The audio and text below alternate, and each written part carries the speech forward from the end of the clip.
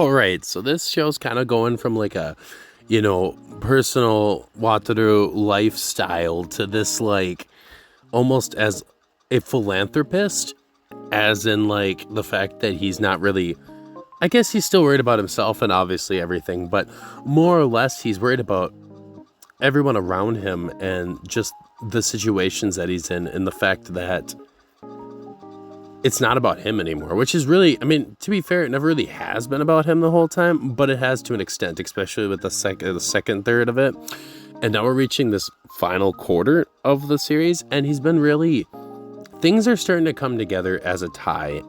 Even though we didn't get to see Kei or Aika, it is definitely coming to that.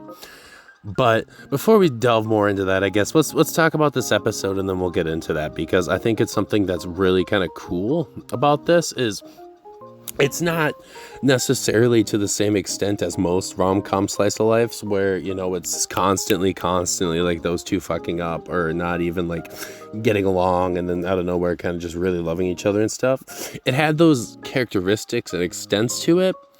However, this one's like kind of like separating them and letting them kind of grow by themselves and come together, which I really, really like that. But let's talk about episode 9 here. So this starts off literally shot for shot for the last episode about Mina describing, her brother and finding him with another girl.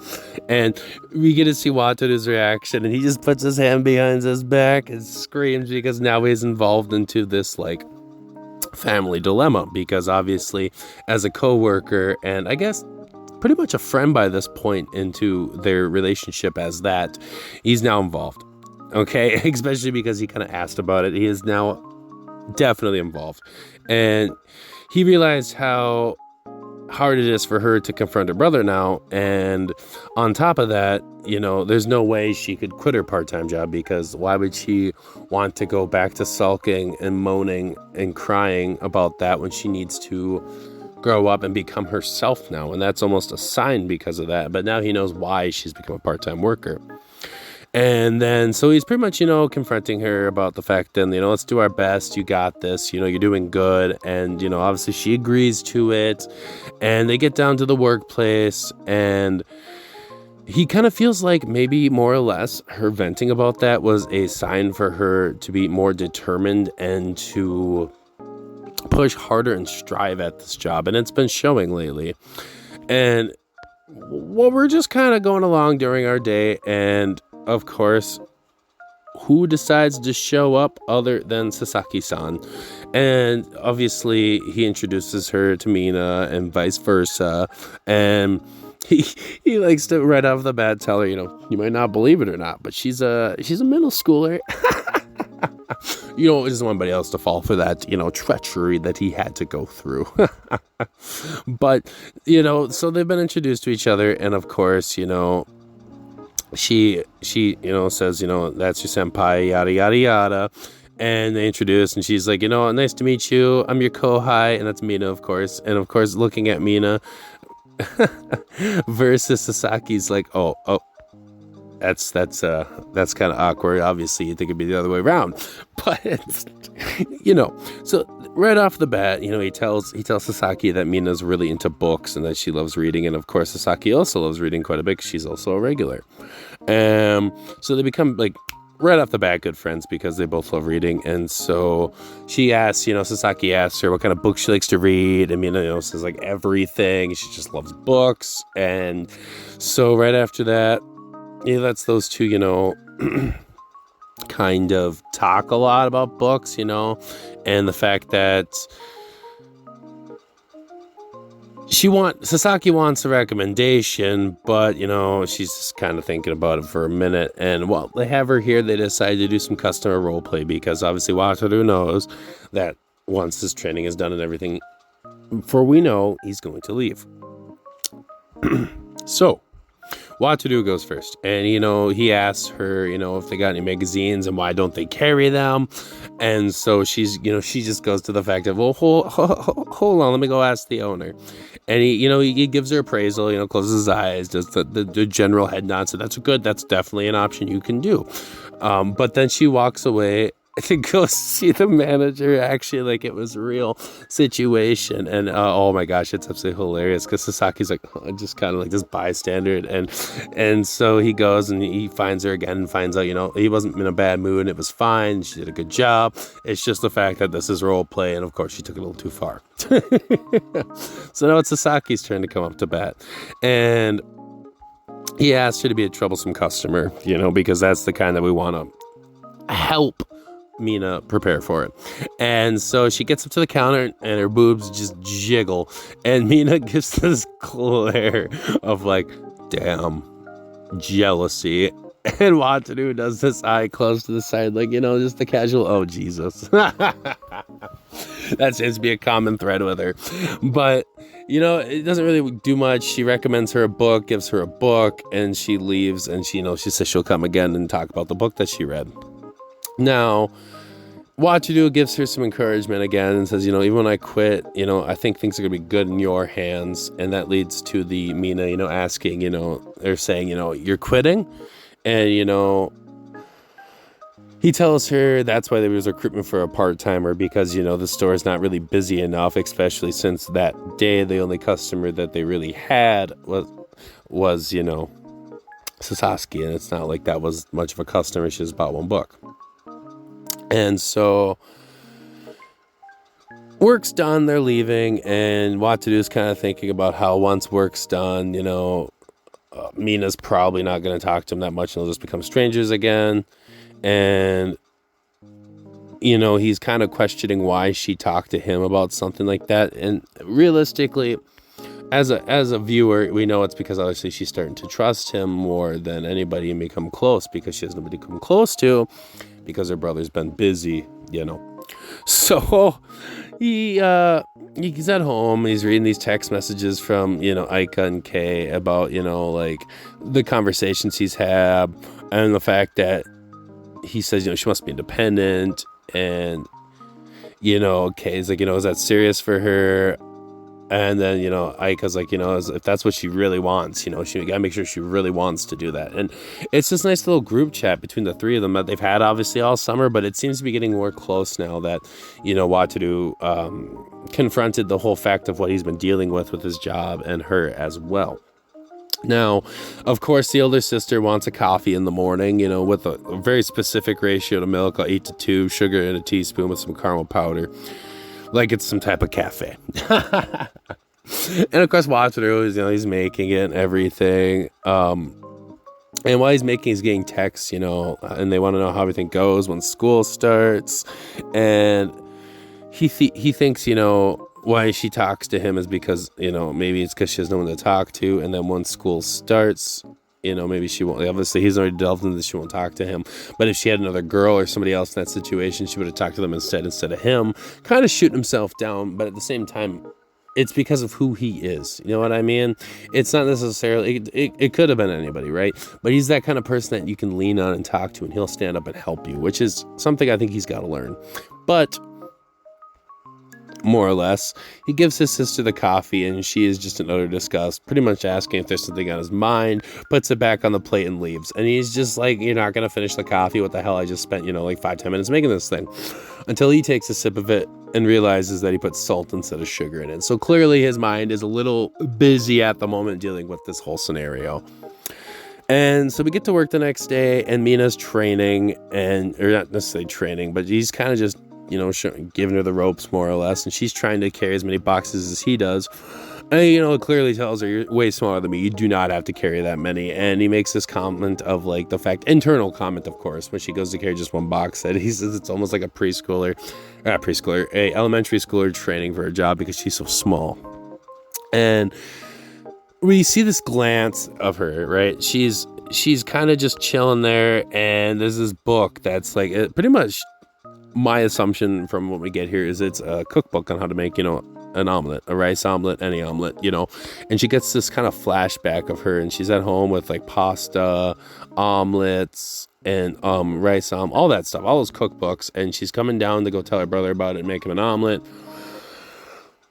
And she gets down there, and he's with Yuri hand in hand, saying that she's going to make them omelets. And of course, that did not make her happy, considering the fact that she wanted to make an omelet for her brother. But, this happened, right? And so she gets down after however long, and finds that all the omelets are made, and those two had hearts on their omelets. And not only that, but they had matching heart spoons. How just cliche, nasty, and gross is that? But obviously she didn't like that, and she left. She just leaves and freaks out. And we get back to like the normal day, and he compliments her, Mina. Wataru compliments Mina on how well she's, doing with the books, because he's teaching her how to wrap the books in the book covers, and how the fact that he was not good at that when he started, because he just didn't read books very often. And so Wataru gives this compliment because she smiles about it and tells her how, she should look like that on a regular basis, realizing in his head, that maybe that sounds like he was hitting on her, and that's not obviously the intention that he has in this situation. And the workday ends, and of course we get outside and some drama's happening, right? Her brother's there. Her brother is there, and he confronts Wataru asking about his little sister until his little sister comes out. He pretty much is, begging, like her to come back with him, and asking Sajo to get out of the way, like as rude and considerate as that is, with the fact that he's been kind of not even worrying about his little sister whatsoever. And I get it, he's in love, but at the same time, you should probably, confront your sister a little bit about the situation, considering how she's been reacting to it. But, he's like, okay, maybe I will. And of course, Mina does not want him to leave. She's got him by the arm. She's getting ready to cry. And so he doesn't leave. And he's considering her feelings and says, maybe we should take us to a cool place. Because clearly he's sweating. Everybody's sweating. It's a hot day. But at the same time, the brother's freaking out, like, what do you mean? This is no time for this kind of situation. And of course, he's like, do you want your sister to be exposed to this heat like this? And so they go to this cooler, like, I don't know, it's not necessarily like, I don't know what it is. I don't know if it's just like this, like, cafeteria room, and I don't know where the heck they're at. But, he asks him if, he knows why his sister picked up the part-time job. And of course, he finds out from their mother, and which was under secrecy. So he had to do some digging without even asking his sister, because I guess she wasn't replying, to be fair. But, context here, you should be able to figure that out. So Wataru finds out they haven't been talking the whole time, and of course Mina feels bad for Yuri-san having to deal with that. But of course, who comes out of the woodworks? Yuri-san, right out of the door. She pretty much states, that she thinks it's not just an issue between those two, and that she's involved. Obviously, she wants to help with it. But at the same time, Yuri and her brother, and Yuri and her boyfriend, aka Mina's brother, think that based on her personality, that a job's too difficult for her. And of course, how do they know that? She's freaking out, and she rightly so, because you can't just assume that it's too hard for her or too soon for her. But at the same time, Yuri does make a nice approach, telling her she doesn't want to break up the family because of something like this, which I guess is respectful and everything. But they're really trying to push the fact that they think that she's not ready for this. And then Wataru comes in as somebody who's been listening to her, what she has to say, and helping her out and being a friend. And, saying maybe you should listen to Mina a little bit more, considering you guys haven't been. And pretty much he goes off the basis of, after they've been going out together, you've been treating her so offhandedly, and she's been kind of using it as an opportunity to detach herself from her older brother, which is something, that's a good thing, and, to an extent, she doesn't have to be hand in hand in the way he's been kind of treating her. But he still freaking comes up with the conclusion that it might be true, but she's forcing herself to do it. And Wataru, pretty much says, like, how old do you think your sister is right now? Your sister is, like, clearly old enough to take care of herself. And this is the path that she wants to choose and to congratulate you to. And the fact that you want to try to take this away from her is kind of screwed up, And pretty much the fact that, they shouldn't be able to decide her future. And they kind of agree, and we don't really see the ending, but they leave. And of course, Mina's like, thank you for everything and all this stuff. And, he's like, well, this isn't our part-time job, this is just real life. And whether, it's right or wrong, it's up to you to decide that, and the fact that he's questioning if that's why she did so well at her part-time job mentally, but at the same time, I think it is, and at the same time too, I also think she's getting attached to Wataru as a person and a friend, because she didn't really have any friends, So in the end, I think Wataru, not only as a coworker but as a person and an example for her, is really good in this situation. We'll see if he keeps the job. I don't know. At the minimum, I really hope he stays friends with her, because she is a really nice girl and deserves to be, have a friend like that. And so we get to the next day, and or not yet. I went a little too quick there. That's my bad. He pretty much compliments her more along the way of the fact that, even if you were good at something, you overcame them. Right before we switch to the next day, which I, jumped a little ahead on, she starts kind of crying at the fact, she's accepting that. And I don't think she's really ever received compliments from somebody other than her brother. So it's really sweet and cute. So we skip over to Aika, and she's at school. And of course, our one and only not so favorite boy, Takaki, is there, and he's like talking to her about how he's a little more tan, a little more muscular because of track and stuff, and he asks her what she did on summer break, and she doesn't really answer, but they get to class, and he says he's gonna get stuff for her, so she can take a seat, which I'm guessing is like the syllabus or something, and she sits down and she's kind of smiling, looking at her cell phone, and reads the group text, which is obviously Wataru or Sajo and Kei, and pretty much discussing the fact that Wataru wants to come this time, and that they should do some beach volleyball, and of course right after that she's got this really big smile on her face, and it's really going to show how much I think she is learning to respect Wataru, if that makes any sense, because beforehand he was pretty much obsessed with her and dependent on her and everything, and now he's become an independent person himself, kind of like what he's been helping other people with. He's finally become dependent on just himself. He's helping others, and he's also taking advice from others. He's doing so good in life, and I think that's finally something that maybe necessarily she wanted from the beginning, was him not to be so dependent on her, but also be a person himself, not a whole personality of that. And it's really kind of cute. But we get back to Sasaki, and he's like, what is it? You were just smiling at your phone and stuff. And she's like, oh, nothing, nothing. And she puts her hair behind her ear. And that's pretty much the end of that scene, which I think we're going to get into in the next episode, because obviously we're getting down to the final 3 now. But we cut back to work after the credit scenes with Wataru and Mina, and Mina gets a haircut. She trims her bangs up, and it looks absolutely adorable. And of course, Wataru gives her a compliment because it looks good, and I think that's another compliment booster for her to have on top of it. So while they're there, we get a little visit from Sasaki, and she's talking about the book that they read and how good it was, the one that she recommended her earlier on in the series. And while they're doing that, of course, Wataru is like, we're in the middle of work right now, and of course, she's like, oh, I'm sorry. And at this very moment, Wataru takes off her trainee badge, and her training is done. I don't know, like the haircut's a representation of that, but she's finally ready to become her own and do this right. And so Sasaki and Wataru look at her with this big smile, and that's the end of the scene in the episode.